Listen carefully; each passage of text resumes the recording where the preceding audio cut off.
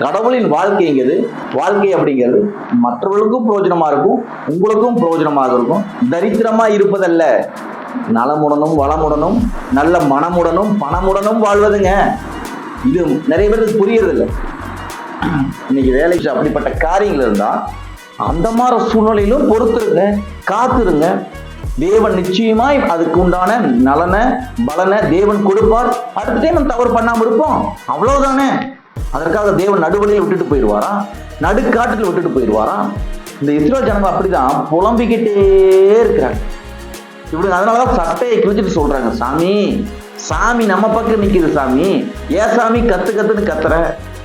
நமக்காக தான் அவங்க நமக்கு அவங்க உடைகளை தரும்படி அவங்களுடைய இருப்பிடங்கள் நமக்கு கிடைக்கும்படி தான் தேவன் அவர்களை வைத்திருக்கிறார்கள் சொல்லி இவங்க சட்டையை கிழிச்சிட்டு கத்துறாங்க. புலம்பினார்கள் ஜனங்கள் அன்று ரா முழுவதும் அழுது கொண்டே இருந்தார்கள்.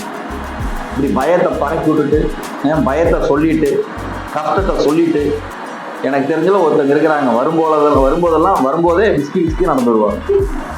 நல்லா நடந்து வர முடியும், இருந்தாலும் விஸ்கி நடந்து வருவாங்க.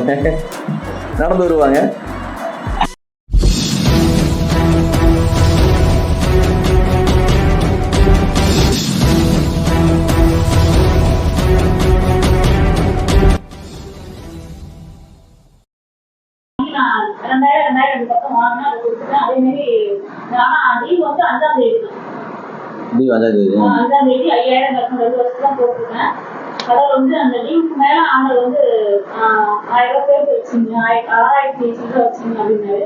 நீ லீவுக்கு மேல ஆண்டவர் வந்து அக்கௌண்ட்ல இருக்கிற மாதிரி. ஆமென் ஆமென் ஆமென்.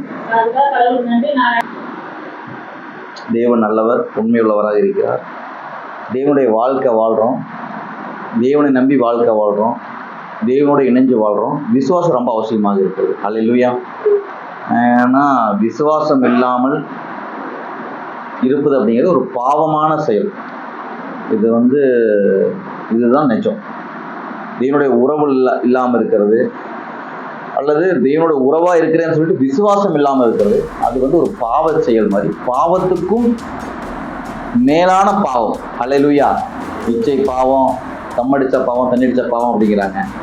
ஆனா உண்மையான பாவம் என்னன்னா விசுவாசம் இல்லாமல் இருப்பது. ஏன்னா வசனம் சொல்லுது, தேவனை விரும்புகிறேன் அப்படின்னு சொல்றவன் தேவன் ஒருவர் இருக்கிறார் என்றும் அவர் தம்மை தேடுவதற்கு நன்மை செய்வார் என்றும் விசுவாசிக்க வேண்டும். விசுவாசம் இல்லாமல் தேவனிடத்தில் பிரியமாயிருப்பது கூடாத காரியம் என்று வசனம் சொல்லுது.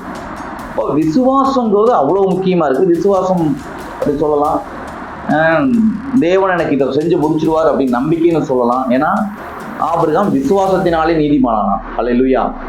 ஏன்னா விசுவாசம் அவ்வளவு முக்கியமா இருக்குது. இன்னைக்கு பல மக்களுக்கு விசுவாசம் இல்லை.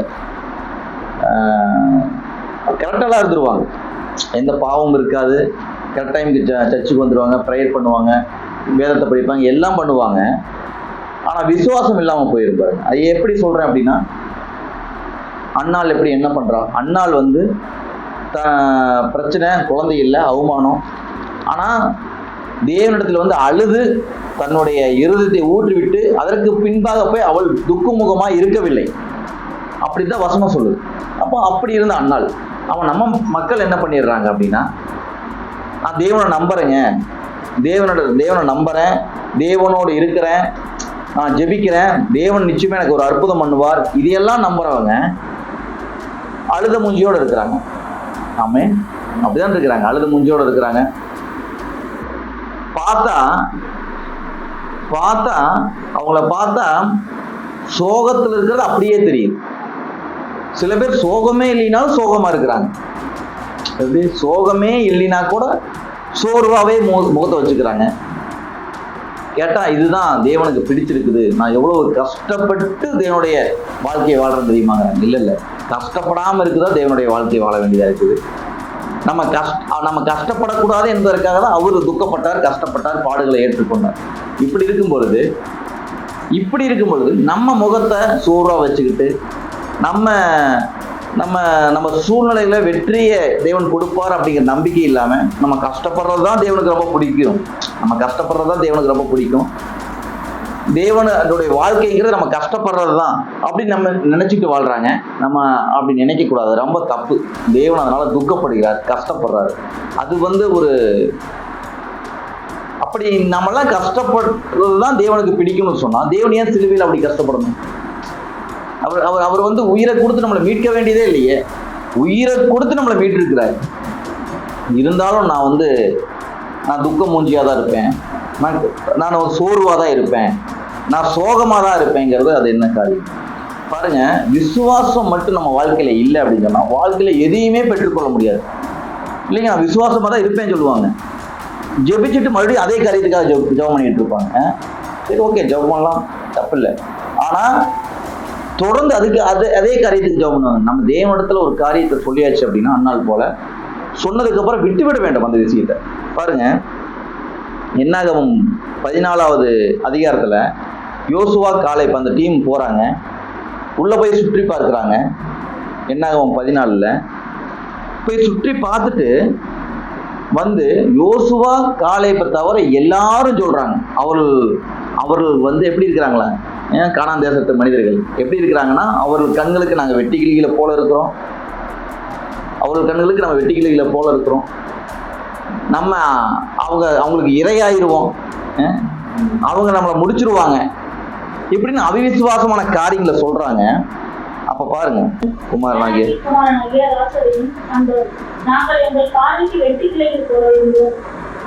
அவர்கள் பார்வைக்கும்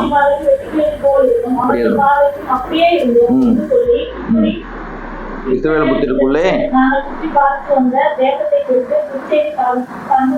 ஹல்லேலூயா துர்ச்செய்தி. இப்போ இது முடியாதுங்க, இது ஆகாதுங்க, இது நடக்காதுங்க அப்படின்னு அந்த மைனஸாவே, அதாவது சில விஷயங்கள் நடக்காது, செய்ய வேண்டாம் அப்படிங்கிறது அது வேற. எதற்கெடுத்தாலும் ஒரு பிசினஸ் மைண்ட் இருக்காது, குழந்தைங்களை நல்லா படிக்க வைக்கலான்னு மைண்ட் இருக்காது, இருக்கிற தெரியாம இருந்துட்டு போகணுமா, அதுக்கு எதுக்கு இருக்கணும்? இருக்கிற தெரியாம இருந்துட்டு போறதுக்கு எதுக்கு அந்த பொருள்?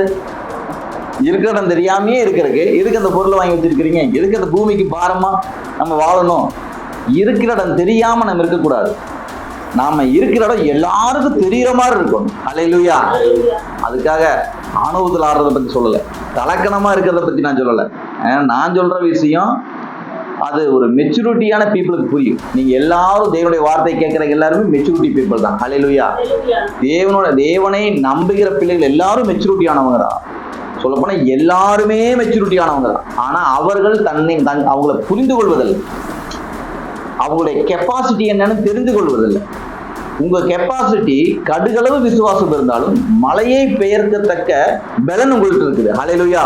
உங்க விசுவாசத்துக்கு அவ்வளவு பெரிய பலன் இருக்குது.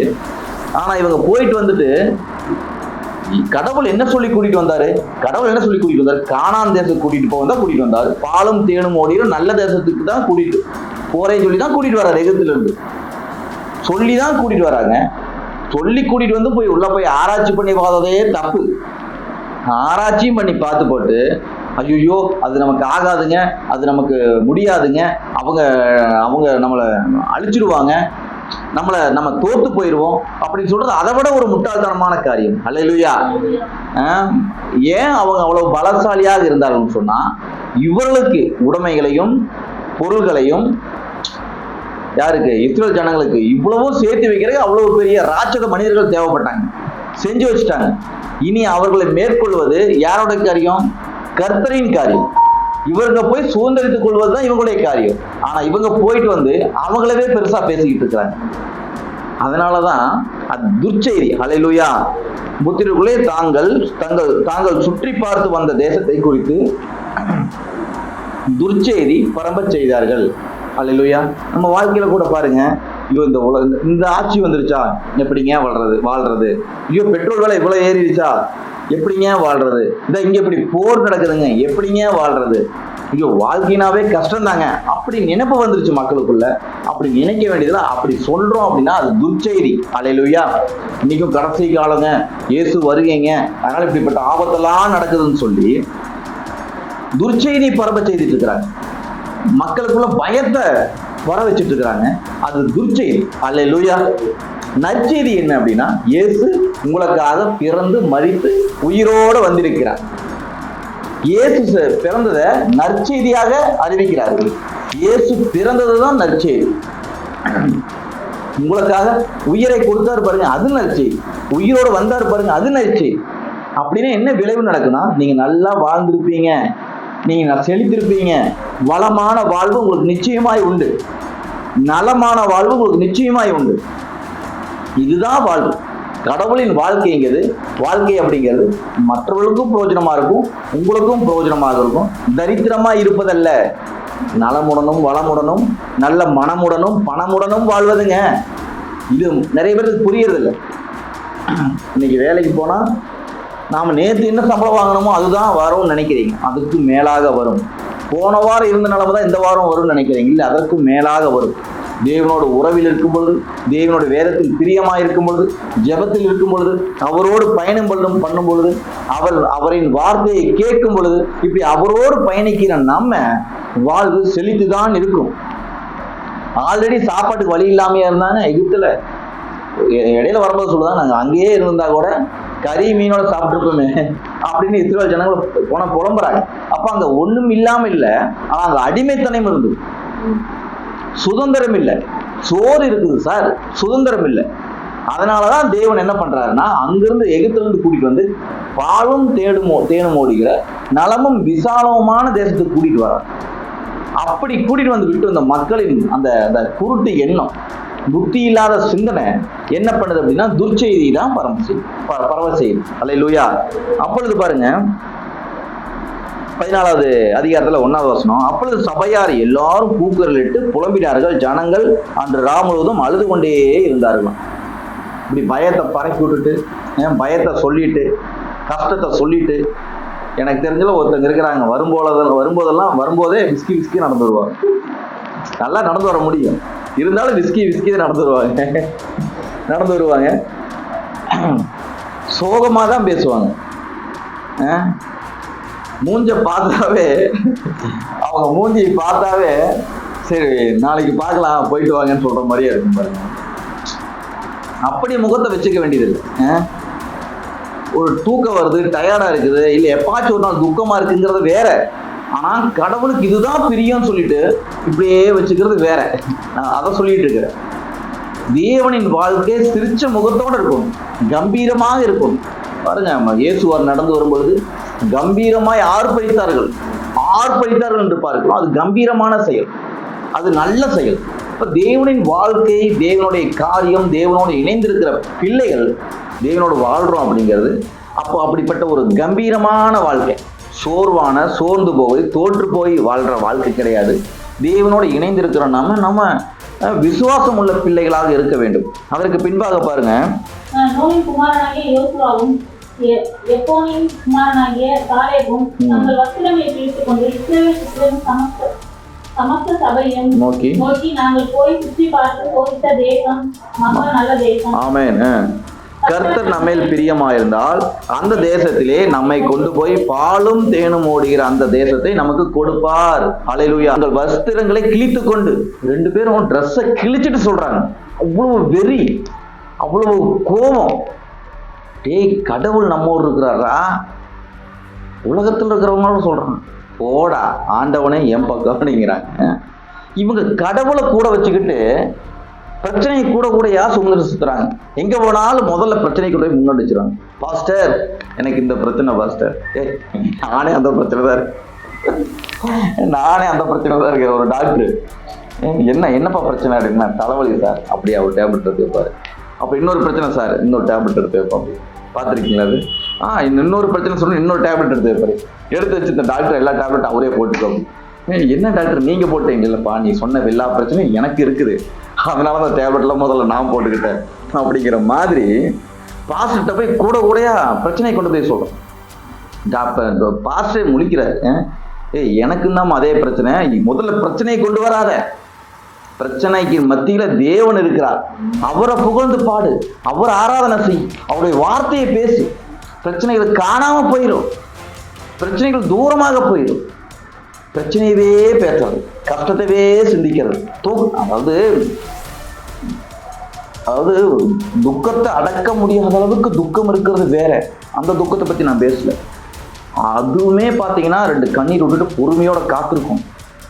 சில பேர் குடும்பங்களில் இறப்பு நடந்துருச்சு, பெரிய இழப்பு நடந்துருச்சு, பெரிய கடன் பிரச்சனைகள் மாட்டிக்கிட்டாங்க, சூசைட் பண்ணுற அளவுக்கு இருக்கிறாங்க. அப்படிப்பட்ட சூழ்நிலையெல்லாம் பார்த்துருக்குறேன். நானும் அந்த மாதிரி சூழ்நிலையில் போயிருக்கிறேன். அது கொடுமையான விஷயம். அதை பற்றி நான் சொல்லலை. அது உண்மையாலுமே கஷ்டம். சில பேர் என்ன பண்ணிடுறாங்கன்னா, அந்த மாதிரி சூழ்நிலையிலும் நம்ம விசுவாசமாக பொறுத்து காத்திருக்க வேண்டும். சில பேர் என்ன பண்ணிடுறாங்கன்னா, அவிவிசுவாசமாக இருப்பது தான் தேவனுக்கு ரொம்ப பிடிச்சிருக்குன்னு சொல்லிட்டு துக்கத்தை கூடவே தோளில் போட்டு சுமந்துக்கிட்டே திரியிறாங்க. நான் அவங்கள பற்றி சொல்லிக்கிட்டு இருக்கிறேன். இந்த மக்கள் பாருங்க, அந்த வனாந்திரத்தில் நடந்து வரும்போது எவ்வளவு அற்புதம் செய்து மீட்டு கொண்டு வந்தார் தேவன். அங்கிருந்து எங்க கொண்டு இப்ப என்ன சொல்றானுங்கன்னா, திரும்பவும் வாங்க எகிப்துக்கே போயிடலான்னு பேசிட்டு இருக்கிறாங்க. டேய், யாரா நீங்க, யாரா அந்த பையன் அப்படிங்கிற மாதிரி இவனுக்கு தான் அந்த பசங்க என்ன பண்ணிடுறாங்க. 4வது வசனத்துல, பின்பு அவர்கள் நாம் ஒரு தலைவனை ஏற்படுத்தி கொண்டு எகிப்துக்கு திரும்ப போவோம் பாருங்கள் என்று ஒருவரோடு ஒருவர் சொல்லி கொண்டார்களாம். இவனெல்லாம் என்ன பண்ணணும்? இயேசு சாட்டை எழுத்து வெளுத்த மாதிரிதான் வெளுக்கொண்டு மாட்டேங்குது. சாட்டை எடுத்து ஒரு ஒரு ஒரு சீப்பான புத்தி பாருங்க. தூங்க போகும் பொழுது துக்கத்தோடையே போகாதீங்க. முதல்ல அதெல்லாம் தூக்கி ஓரமாக வச்சுட்டு, என் தேவன் இருக்கார், அவர் பார்த்துக் கொள்வார் என்ற நினைப்பு இருக்கும். அவருக்கு தெரியாமையா இருக்குது. வார்த்தை சொல்லுது, அவருக்கு தெரியாம ஒரு முடி கூட கீழே விழுகாதுங்க. ஒரு முடி கீழே விழுகாதான். இவங்க போட்டு அப்படியே கொதிச்சுக்குவாங்க. நாளைக்கு அந்த பிரச்சனை, நாளைக்கு அந்த பிரச்சனை, போன வாரம் இந்த பிரச்சனை, ஏதாவது காத்தடிக்குது, மரம் விழுக போகுது. சார், அதுவே ஓட்டர் டிராக்டர், அது உடையத்தான் செய்யும். காத்துனா அடிக்கதான் செய்யும், மரம்னா விழுகத்தான் செய்யும். இதையெல்லாம் சகனமாக தான் கையெழுத்து போட முடியாதுங்க. அந்த மாதிரி அதெல்லாம் இருக்கும். நம்ம அதையெல்லாம் யோசிச்சுக்கிட்டு அதை கூட தூக்கிட்டே சுத்துறது, இப்படிப்பட்ட எண்ணம் தவறு, ரொம்பவும் தவறான எண்ணம். தேவன் ரொம்ப துக்கப்படுகிறார் இந்த மாதிரி காரியங்கள்ல. ஏன்னா அவங்களுக்கு துக்கத்தை சொல்லலைன்னா தூக்கம் வர மாட்டேங்குது. பிரச்சனைகள் நினைக்கலைன்னா கேட்ட என்ன சொல்றாங்கன்னா, அப்புறம் பிரச்சனை நினைக்கவே கூடாதா, அப்போ பிரச்சனைகள் நினைக்காம எப்படி வாழ்றது அப்படிங்கிறாங்க. நினைக்கணும். உங்களை தோற்கடிக்கிற அளவுக்கு நினைக்கக்கூடாது, உங்க தூக்கத்தை கெடுக்கிற அளவுக்கு நினைக்கக்கூடாது. ஓகே, அப்படி இருக்குதா, அதுக்கு என்ன சரி பண்ணலாங்கிறத பார்க்கணும். தேவன் என்ன வாய்ப்பை வைத்திருக்கிறார் என்று பார்க்க வேண்டுமே தவிர ஐயோங்க கூடாது. பதறாதன்னு சொல்ல வேண்டியதா இருக்கு. ஏன் பதறாங்க? பதற வேண்டியதில்லை. சரி, இன்னைக்கு பதறீங்க, சரி, நேற்று பதறாம இருந்தீங்களா? போன வாரம் பதறாம இருந்தீங்களா? இல்ல அதுக்கு முந்தின வாரம் கத்தாம இருந்தீங்களா? எப்பொழுதும் இதே பழக்கமா இருந்தா சரி, எப்போ ஒரு தடவை 2 தடவை ஓகே, ஒரு முக்கியமான பிரச்சனை, சரி ஓகே, கொஞ்சம் கவலை, ஓகே, எப்பொழுதும் அதுவே பழக்கம். இந்த இஸ்ரேல் ஜனங்கள் அப்படிதான் புலம்பிக்கிட்டே இருக்கிறாங்க. இப்படி அதனாலதான் சட்டையை கிழிச்சிட்டு சொல்றாங்க, சாமி நம்ம பக்கம் நிக்குது, சாமி ஏன் சாமி கத்துன்னு கத்துற? நமக்காக தான் நமக்கு அவங்க உடைகளை தரும்படி, அவங்களுடைய இருப்பிடங்கள் நமக்கு கிடைக்கும்படி தான் தேவன் அவர்களை வைத்திருக்கிறார்கள் சொல்லி இவங்க சட்டையை கிழிச்சிட்டு கத்துறாங்க. போட்டிருக்கு பாருங்க 9வது வசனம், கர்த்தருக்கு விரோதமாக மாத்திரம் கலகம் பண்ணாதிருங்கள்னு சொல்றாங்க. ஹல்லேலூயா. அது கர்த்தருக்கு விரோதமான காரியம்.